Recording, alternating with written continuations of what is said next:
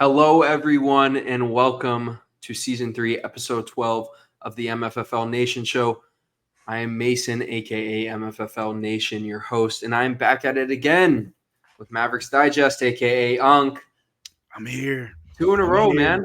2 in a row. We were just here earlier today talking about what we were expecting and other stuff, and then we're here reacting after it. But let me just get this out the way, okay? I saw a lot of good things in tonight's game. You know, that Cooper Flagg kid, he couldn't hold a candle to Bob Cousy. But you know who was looking like prime Magic Johnson out there? That boy Ryan Nembhard. Heart over height. That man deserves to be on an NBA team. A two-way contract? Disrespectful. That Cooper Flagg kid, send him to the G League. He ain't ready.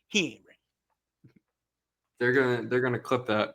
They're gonna clip that. Yeah. But you know what? Let's get straight into it. As always, per usual, the Dallas Mavericks beat the Los Angeles Lakers in their first summer league game by a score of 87-85. And there's a lot of stuff to dive into and to digest from this game.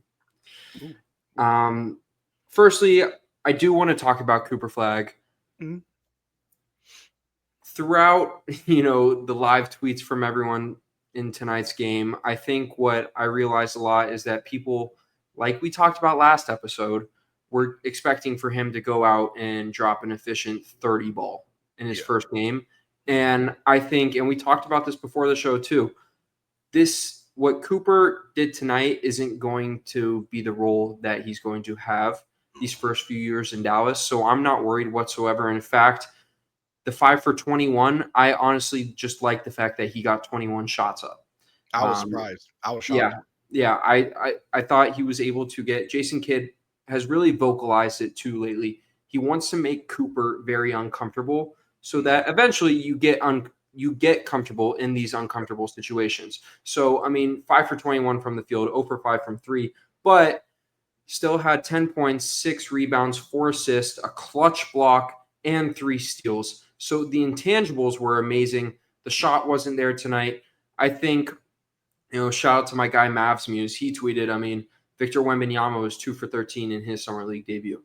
Yeah. And I think regardless if you're the first pick or the 60th pick, there is jitters in your first ever NBA summer league game. And I'm not worried whatsoever. That's not me being a biased Mavs fan. I thought if you didn't look at the stat sheet, he played a very subpar game and showed that outside of scoring, he's able to impact the game in so many different ways. Yeah, and I think and I've said it on my own platform, he wants to win. So he'll do whatever you need him to do to win. We needed him to score, so he attempted to score. 5 of 21, not efficient. Not saying this to say he's a trash or a bust, but we're going to call it like it is. We're going to be fair of what happened tonight. Not an efficient scoring night. But he was rebounding, getting assists, steals, blocks, doing literally everything else. And then towards the end of the game, fourth quarter, he was passing the ball more. He was playing well off ball, and it was amazing to see. I think what we saw, if you really have an eye for the game, real hoopers know that what we saw tonight was a very good showing from Cooper Flagg. The only thing that would have made it better is if he made half his shots. That's the only that's the only thing. You can't point out anything else other than the efficiency, which is totally fine. Also, Cooper Flagg will not be playing with these guys where he is arguably the best player on the floor, probably getting the most attention. I don't know about you, Mason, but I saw Cooper Flagg being smothered by the defense every single time. Double teamed within the first 2 seconds of the game. From the very jump, the moment we got the jump ball, gave Cooper Flagg double team. I was like, what? Yeah. So it's they're playing him very tough, and that's something he's gonna have to expect even when the season starts. You are the number 1 pick, the youngest player in the draft. You skipped a year, you skipped your senior year to go straight to college. You are going to get attention, but it's okay because you are not responsible for winning games for us. You may be in the closing lineup, but you're not going to be more times than not our go-to guy to hit a game-winning shot. That's not the case right now. Again, Cooper Flagg is in the best place possible because imagine he did go to the Portland Trail Blazers and he put up this performance. As a Trailblazer, I'd be kind of worried. I'm like, he's supposed to be my best player? Yeah. He's supposed to be leading us? Cooper Flagg has so much room to have games like this where we still win. so it doesn't matter. And again, it's Summer League.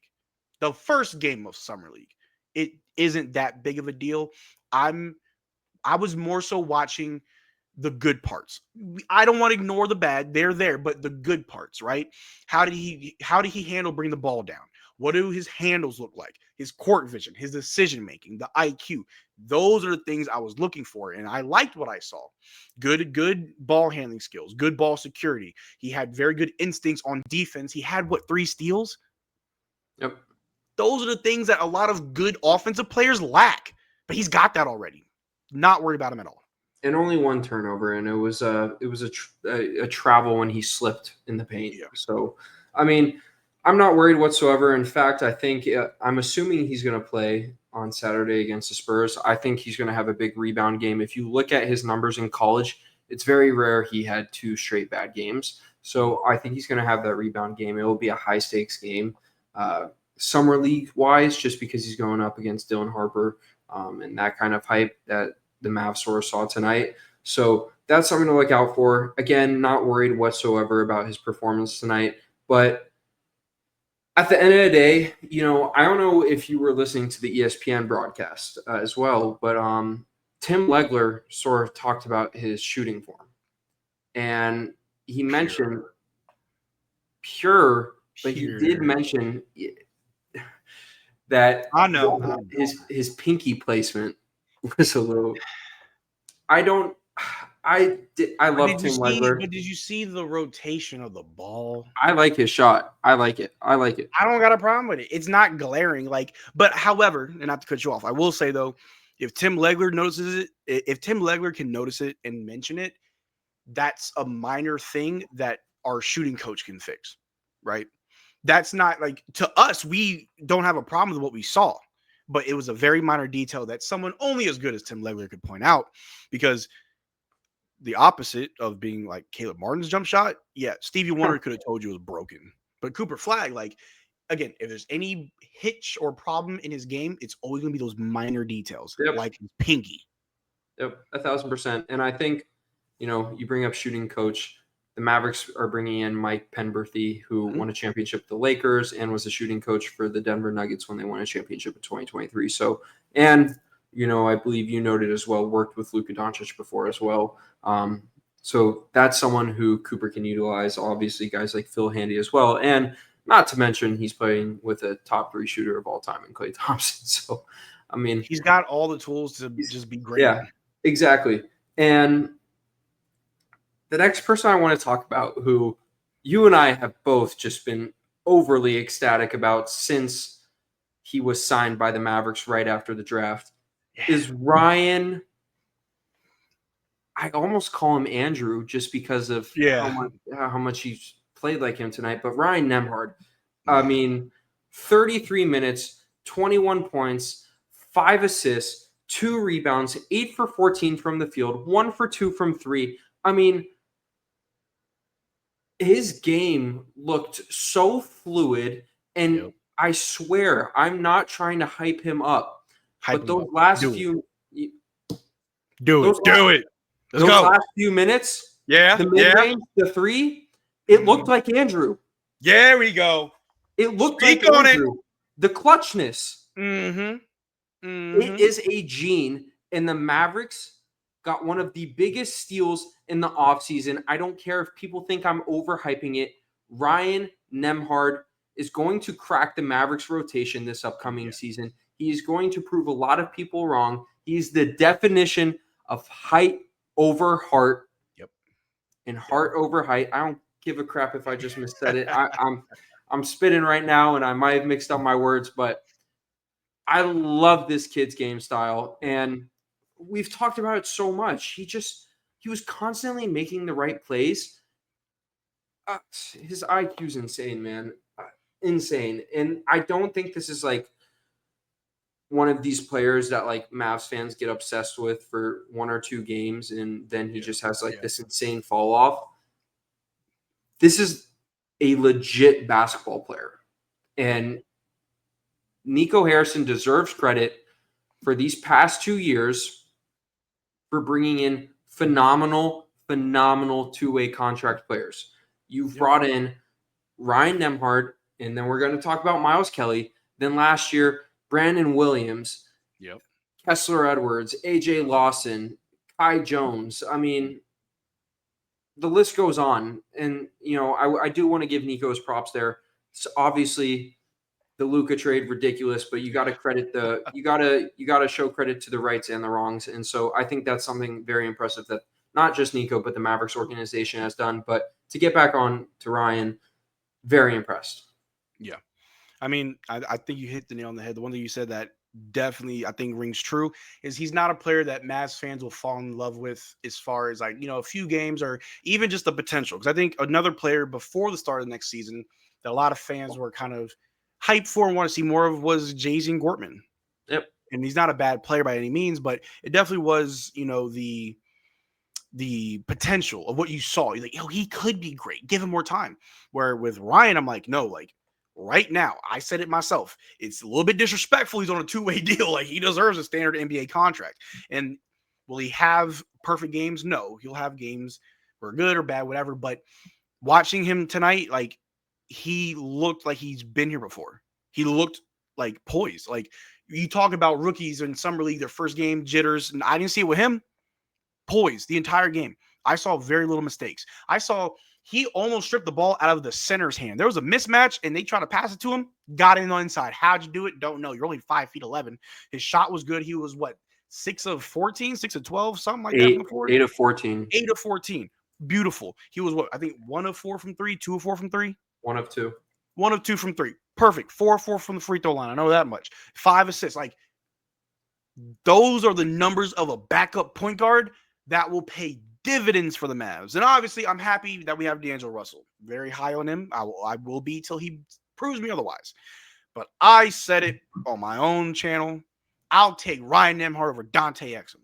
I'll do it. I don't care if you're a rookie and you're unproven. I don't care if you're shorter than Dante and Dante's a better defender, whatever. Give me Ryan Nembhard because we need someone who can generate offense, and he was doing that all night, as well as Cooper generating for him. I know you saw that Cooper block to that 3 from Nembhard. Come on now. Also, another thing to note, Brandon Williams is on a $2.2 million contract this year, and then after this season, he's an unrestricted free agent. And if he performs the way that he did for the second half of the season last year that he did for the Mavs, if he does that again this upcoming season, that's a player that you can lose in unrestricted free agency. Yeah. And having a guy like Ryan Nembhard as someone that could replace that role, yep, I like. And, a lot of people, and it's true, but a lot of people say that if you want to have a role on an NBA team when you're 5'11" or under 6 feet tall, you have to be a capable defender. And Ryan Nembhard showed me he can play very solid defense. Yeah, the ball pressure that he was applying. Come on. And sorry, not to cut you off. I'm just so excited. No. One thing that I saw, and I'm sure you saw, and I'm sure that you will agree with me, is one thing that he did that Josh Green could never do was navigate screens. Yeah. God, he was so bad at it. It was horrible. But at 5'11", Ryan Nembhard is not losing his assignment. He is not getting lost on any screen from anybody. That's important at that size. The point of attack defense was very good tonight, and that's something his brother is really good at, and that's something. Andrew Nembhard guard. I'm not saying he's going to be as good as Andrew. I'm not, but if you watch how Andrew guarded Shea in the finals, it was very, very impressive. Yes. So, I just think I'm still in shock that Mavs got him as a undrafted free agent. It's insane. A big fleece. I really hope he plays throughout all of summer league. I don't know if he will. Obviously Cooper Flagg may only play 2 games and that's it. I'm watching every single one. I'll watch the first 2 or however many because obviously Cooper's there, but I'm watching them all that Ryan's playing. Yeah. And again, I'm not higher on Ryan than I am Cooper. Okay, I'm not trying to say I got a favorite. It just if I'm going off of just game or the first game that we saw, I'm more impressed by Ryan because I think the expectations were lower, and I think my expectations for Cooper are a little bit higher. But Cooper was fine. I'm not worried about Cooper. But I'm- Ryan, that excites me. I'm not worried about Coop at all. Ryan, I'm very excited about, and hopefully, dude, if he outplays Dylan Harper, there will be conversations. Man, look. I think this is like a knee-jerk reaction from being a Mavs fan for so long, but I'm almost ready to defend Cooper Flagg tooth and nail when he has a bad game. Like tonight. Some people would say tonight's a bad game. Maybe to his standards, short. But I'm sure you remember when we still had Luka, and anytime he didn't have a great game, yeah, we're defending the hell out of Luka. I mean, the finals run when they were talking about the blow by stat. Every Mavs fan was like, "That's a fake stat. Who talks about that? Nobody else." But Luka, you know what I'm saying? So like with Cooper Flagg, I kind of feel the same way. It's like I'm mentally prepared to defend him, but at the same time, there's no real need to defend any argument against him when he is 18 years old. He's supposed to be getting ready for college. He should have graduated high school a month ago. But he's in the NBA, and he's already this far along. And for being honest, played better than Bronny, who's in his second year. I'm just saying. I was a little surprised that they Cooper and Ryan both played over 30 minutes. I thought that was a pretty heavy. That was shocking. I'm also, knock on wood, I'm just glad no injuries. Yeah. Let's keep that going. Let's keep that streak going. Now, the next guy I want to talk about, who moved me a lot tonight. Also a two-way contract player, undrafted free agent, Miles Kelly. Yup. He finished with 17 points, 4 rebounds, 2 assists, 6 for 12 from the field, 3 for 8 from 3. The numbers prove that he played great, but I was overly impressed with his confidence. I know he spoke about it publicly, that he even said, "You'll see, like, if I have a shot, I'm going to take it." But, like, he meant that. Yeah. There was one really deep three where I was like, you could have stepped into it, but hey, I'd rather you do that than hesitate. And we saw, for example, last season, before we traded Maxey, he was afraid to score. He was afraid to put the ball up. Or even, completely other end of the spectrum, Klay Thompson, who is a legendary three-point shooter, we still see him hesitate and think for like half a second before he does anything. Miles Kelly, it's like he's got a PlayStation controller and every button's X or circle, whichever the shoot button. I don't play 2K, obviously. Whatever button's the shoot, he's just mashing that. That's all he does. But I also saw a lot of good hustle. He was running everywhere. The defense was really impressive. Yes. The defense was really impressive. I think the Mavericks are setting themselves up like very well for the future, but also they've set themselves up to where I don't even like saying it, but when injuries do occur, that they have really good backup options. Yeah. And I think Ryan Nembhard's a perfect example of that for someone like an injury-prone player like Dante Exum. And, we look at early last season when a 2 or a 3 was out, Najee with his upper respiratory infection. Yeah. But basically that they'll have a guy like Miles Kelly who can play spot minutes, where before it was Omax just being out on the floor and not doing anything, So having those kind of options are really important. And also, once it's a new timeline and it's Cooper Flagg's team, that they have this young core that develops. And I think that's something that's very underrated that they've set up. So overall, I was very impressed with this game. I thought there was a lot of things that stood out. Not worried about Cooper Flagg whatsoever. Loved Ryan Nembhard and really liked Miles Kelly. Is there anything else specific you wanted to harp on about the game? There were a few other players, and I'll have to learn their names, that I think played very well. I want to say Jordan Hall. Jordan Hall's good. Jordan Hall played well, as well as Maxwell Lewis. Yep, Maxwell Lewis played solid. Yeah. Those two will definitely be on our G League team for the Legends, and so I'm excited to see them as well. It's good to watch these summer league games for Mavs fans, especially, and you kind of like hinted at it, but like last season we relied heavily on our two-way guys.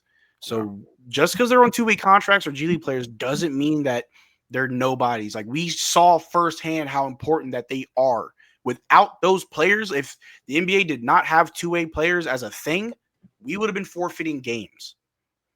So, break glass in case of emergency, it's an insurance policy, but it's a good insurance policy to have. And like you said, when it's Cooper's team and that timeline begins, all these players playing with them now will have that chemistry. They'll know each other.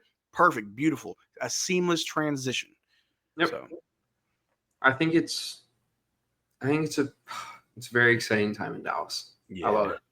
I love it. And I'm excited for the Mavericks Summer League game on Saturday against the Spurs, 4 p.m. Eastern, 3 p.m. Central. So y'all be sure to remember to tune in at that time. Before we head out, I want to talk about something that was recently tweeted by my guy, someone who I actually work with for writing articles, Noah Weber, site expert at the Smoky Cuban. Awesome guy. If you guys aren't following him, be sure to follow him on X and check out his articles. But he's at Mavericks Summer League games in Vegas right now, and he was near Mark Cuban after the game. And this tweet came out. Mark Cuban just talked about Dereck Lively II potentially taking 2 to 3 threes per game next season and giving Dallas the ability to play 5 out. And man, oh man, this changes everything, doesn't it? I mean, is that gonna be my caption for this? I'm kidding. Look, listen. They made fun of me. They laughed at me. We all know it changes everything. It does. This would. Yeah. I mean, after the finals run, we thought we were going to see more Lively threes. We saw none last season. Now, injuries and all the other reasons. Like, I think we saw one. I don't think he made one. He may have attempted one. He attempted one. But I also realized that the way last season went, we didn't really have the luxury to test that. We were more focused with winning games and trying not to fall any further. So I get that. But I think with his roster, for sure, something we spoke on in the last episode, how Gafford and AD on the floor, beautiful. Lively and AD. So that's why you want to space them. That's what changes it. That spacing changes a lot. Yep. So I think exactly. And I think if Lively at 4? No, I like where you're going with that. Yeah. But I think if he's able to space the floor, that's sort of where Lively and AD don't really have to have like an identified position. Like it doesn't have to be Lively at the 4, AD at the 5. It's just like whoever's there, go. Y'all are the front court. Yep. That's it.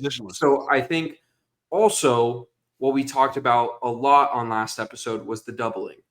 And I think that if Lively is able to be in the corner and shoot threes, if AD is getting doubled in the post and Lively's a capable shooter, beautiful, amazing. If we can even see it to where I genuinely wouldn't be mad if next season Dereck Lively took 2 to 3 threes per game and he shot 28% from 3 and ended up having the same kind of, this is a lot of hope, but like had a 3-point leap throughout a few years like Evan Mobley did. Yes. I mean, realistically, we should expect a bad first go at this. Yeah. Don't expect much. However, I think his peak, if we take this serious and we do use Lively to space the floor so we can play 5 out, and if we try to do with Dereck Lively with what they did with Brook Lopez. Remember, he was nothing from 3, and then magically, like, okay, we're going to fix that. And he became a good 3-point shooter. If we can do that with Dereck Lively, I think realistically at his peak, he could be about a 35, 36% 3-point shooter. So 21-22 season, Mobley's rookie season, 1.3 attempts per game, 25% from 3. Mm-hmm. The next season, 1.3 attempts per game, 21.6% from 3. The next season, 1.2 attempts, 37%. This year, 3.2 attempts per game, 37%. So, it would take some time. But from what we've seen, and I know if you go watch JaVale McGee or shoot threes in a gym in the offseason, he's making them. But Dereck Lively, this was one of the more agitating parts about losing Sean Sweeney because he worked with him so much. Yeah. Dereck Lively, every pregame, was shooting corner threes. And just based off of those videos we would see from guys like Joey Mastretta would post them a lot and Noah would post them a lot, he has a lot of arc on his shot. So it's not like this broke jumper or anything. I don't think Dereck Lively is ever going to be like this mid-range player. But if he could hit corner threes, that's huge for the Mavs, and it changes everything for their spacing. And you harped on it. Gafford and AD spacing have looked pretty solid in the short time span that they've played together, but Lively looked very confused on the court with another big. So I think if he's able to adapt to that and have that spacing, man, oh man. I mean, yeah. I mean, it's something that obviously on paper looks good. We need to see it in practice. And like I said, it won't be great or beautiful right away. It may look like garbage. However, it's something that can easily, in today's modern NBA, can evolve into something that you can rely on down the road. Like you said with Evan Mobley, or like how I said with Brook Lopez, it can happen. And Dereck Lively, at least he can hit a good amount of threes in an open gym. That's the first step. Can you just hit these no pressure in open gym? Sure. Okay, cool. Now we're going to work on it to make sure you can do at least 2 or 3 of these in a game. It opens up a lot. And also it just gives, Kyrie and D'Lo and our other, ball handlers so many other options whenever you have that much space. So I'm all for it. I don't know if should we trust Cuban with that statement? I think so. I don't know why he would have a statement to say about Dereck Lively specifically in terms of coaching if it isn't something that's already been spoken about. Now, if Jason Kidd said it, I'd probably think he's probably just thinking about it, thinking out loud. Cuban saying it? Oh, so you're part of those conversations now? That's what we're working on? Okay. I agree with that. I mean, has Cuban spoken about any other coaching aspects and defensive sets and all schemes? No. But this is like where I go back on the fact, like, when he's in preseason, like, dude, shoot 5. Yes. Just let him fly. That's why, like, it's sort of like what we were saying earlier about Cooper, like the 5 for 21 from the field. Get your reps up, homie. Get him up. Yep.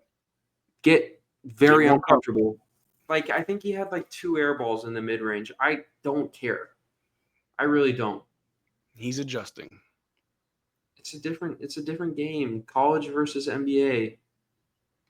He's technically a college freshman right now, or he's supposed to be, right? So I will say this, and this isn't Mason getting cocky at all. I've played college basketball, and I've played against some low-tier NBA players. It's so different. It's not even funny. The pace, the aggressiveness. I mean, I'm telling you, like, I get people joke about it, but like it was sort of what made me think of that is like he was backing down Bronny, and like Bronny was giving up a fight.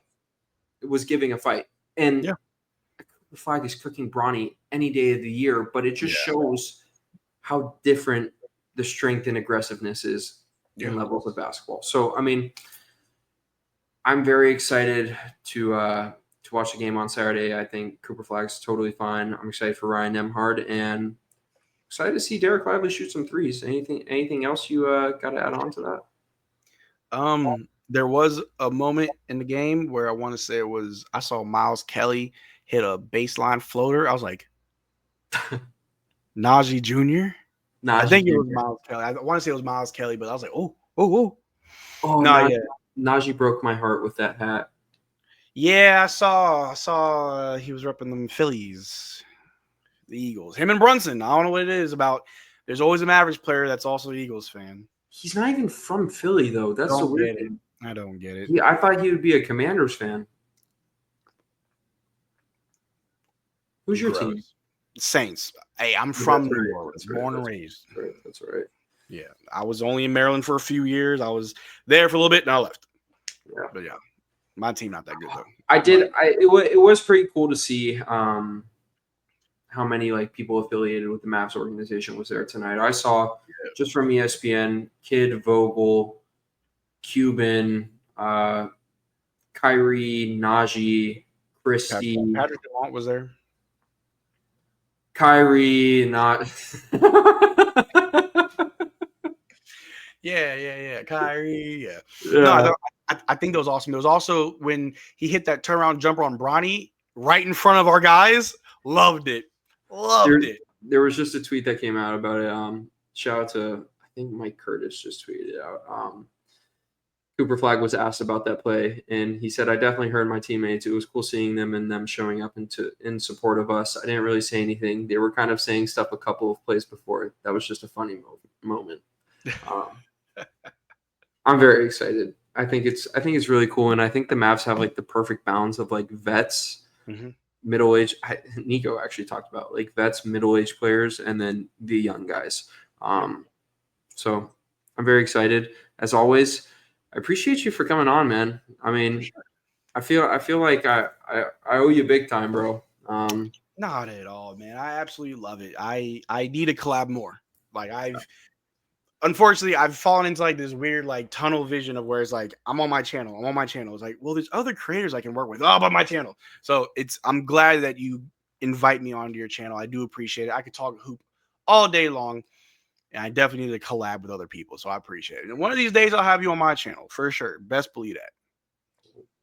I'm excited for that, but everyone enjoys it. And MFFL Nation, I appreciate y'all for tuning in to season 3, episode 12. Stay tuned. I'll be back at it after the Mavs versus Spurs Summer League game on Saturday. So stay tuned for that, and be sure to hit the like and subscribe button and share with your friends. As always, I'm your host, Mason, aka MFFL Nation. Be sure to go follow my guy, Mavericks Digest, on YouTube and X. Appreciate y'all for tuning in. Love y'all.